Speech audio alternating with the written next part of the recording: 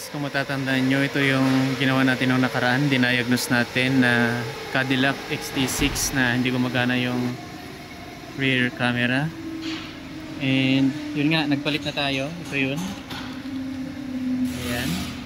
Napalitan na natin. Malinis naman yung ano niya, mga connector. Ito na yung bago. Ayan yung bago. Okay. And na-check ko na siya guys, gumagana na siya. Okay. Pakita ko sa inyo.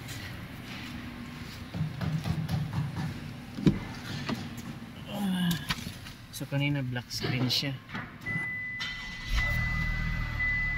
So gumagana yun kapag naka-reverse ka lang. Ayan o, gumagana na siya. Meron na siyang display. Dati yan wala, black screen lang siya. So yung camera talaga yung problema nito guys. Alright. So Cadillac XT6.